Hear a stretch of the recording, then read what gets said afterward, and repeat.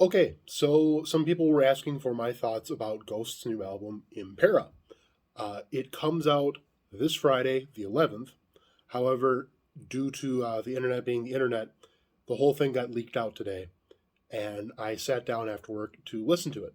So I went through and made a list of track by track my thoughts on the whole album, and we're going to go through that. So the first track is Imperium. And I basically said it's like an excellent opening track. Like most Ghost albums, it has something before the first actual song that leads into the whole thing. With Prequel, you had Ashes before Rats. Um, I guess Meliora didn't have one because the spirit was just right into the whole song. But with Infesticium, you have Infesticium, actual song leading into the whole thing. Um, Overall, really good. It sets the tone of the album perfectly. It's mystical, it's melodic. It really gets you excited to listen to the whole album. Up next is Kaiserion, which to folks who saw Ghost on their most recent pre-Impera tour with Volbeat will know immediately. It was the song that they opened with.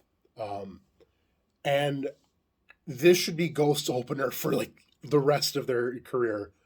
Um, it gets you so in the mood to rock and gets you so excited for this whole album.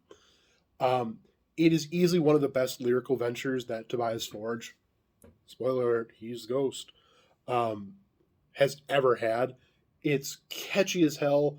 It easily reminds me of points of Kansas with some of the violin section, Rush, Boston at times. Um, there's a great solo in this song that's totally Rush. Just such a like a Lifeson inspired solo with Geddy Lee style bass in the back. Such a good song. Um, Next song is Spillways. The intro is totally inspired by Runaway by Bon Jovi, which is not a bad thing to say at all. Um, I love the choir effect they get by layering Tobias's voice. It's just such a good sound. Absolutely fantastic chorus in this song, and just another amazing guitar solo. This whole album is full of great guitar work, especially solo work. Um, I can easily see this one becoming a beloved live track. Uh, After that was Call Me Little Sunshine. Such a headbanger. Oh my god. Um, Straight up, Tobias cannot write a bad riff. I pretty much am. I'm going to put that one out here. I was amazed this track was not done on the recent tour, simply because it was released before they actually started the tour. I'm thinking they were supposed to play it on the Jimmy Kimmel show, but that appearance got canceled due to some of the members getting COVID, like right before the tour started. So, um, love the drum tone on that song. Doom doom, like huge tom sound. Like the entire album has just so well produced, just amazing. Um, but especially the snare drum and the pre-chorus, but you'll never walk alone. It's just it's such a thick snare song. The album version of the song is so much better compared to the video version. It adds more to the guitar solo, which is again killer, and just overall just to the length of the song. Um, After that is Hunter's Moon. This is the most out of place track on the album for me, um, barring one other we'll get to later. It fits the overall tone of Ghost, and it's a great song, but I'm unsure why it was included on this album. So Hunter's Moon was written for the 2021 movie Halloween Kills, the Michael Myers like series, and it's a good song. There's the Ghost version, and then there's a film version, which is also Ghost, but just different mix up. They're both great tracks. You should listen to both the Ghost version and then the film version. Highly recommend it.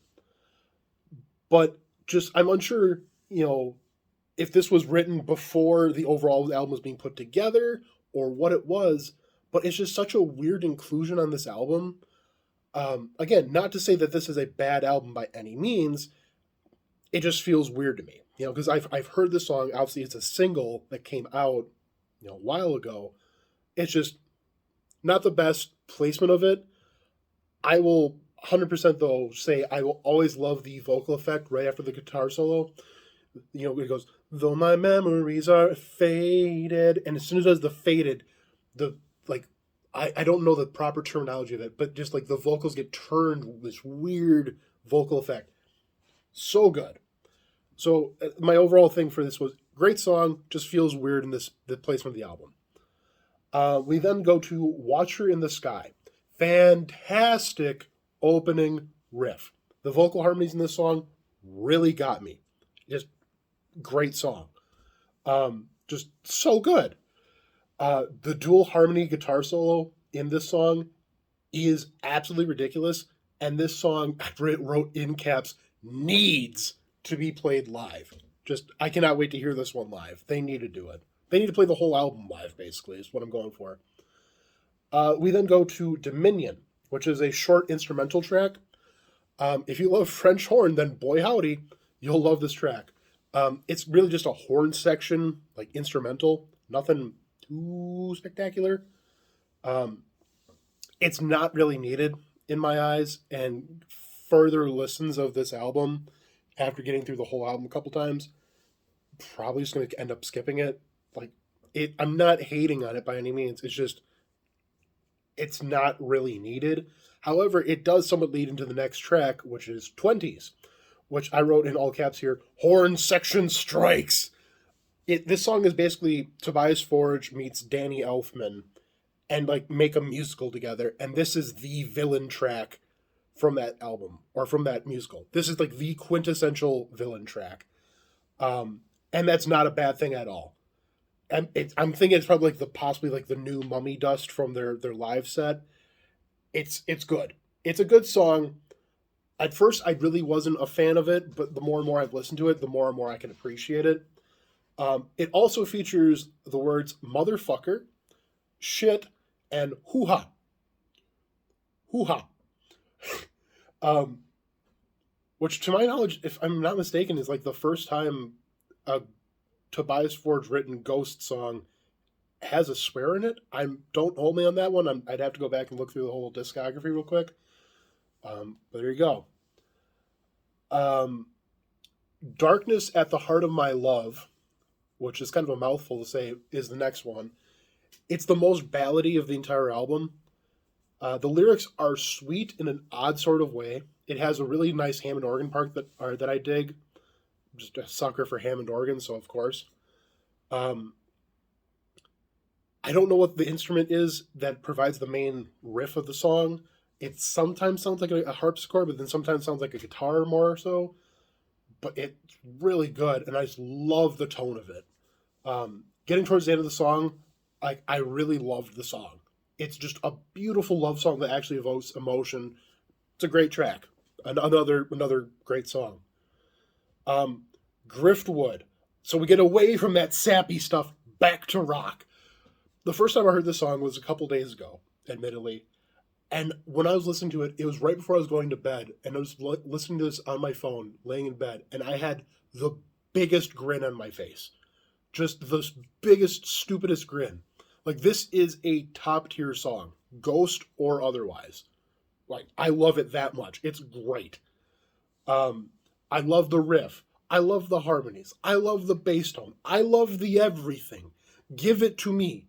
It's just amazing. I need, capital N-E-E-D, need to hear this song live.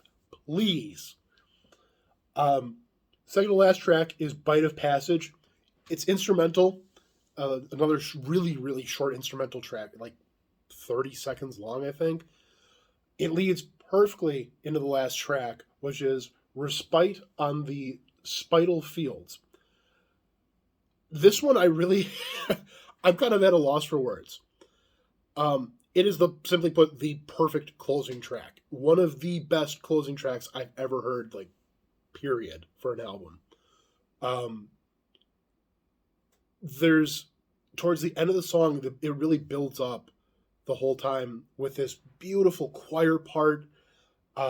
There's a callback to Imperium, the first track, and another instrumental at the end of it that really just ties the whole album together. So, if you finish listening to the album with Respite, you can immediately start with Imperium, and it's just a continuous cycle, kind of like the end of Futurama starting in the beginning of Futurama. For Futurama fans out there, haha. Just incredible song, ridiculously good. So my overall thoughts on the album, on the first listen through from this whole thing, I am blown away. Simply put, this may be Ghost's best work to date.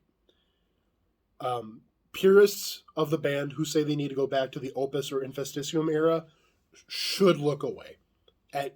This is not the album for you. If you're kind of the person who's like, oh, the dark satanic vibes are like totally going away. Tobias himself in a recent interview is saying how he basically was saying how the whole satanic church thing, it's a good thing to start a band off with, but to evolve and keep going with the band, you still need to like build your sound, build out like how he wants to write songs.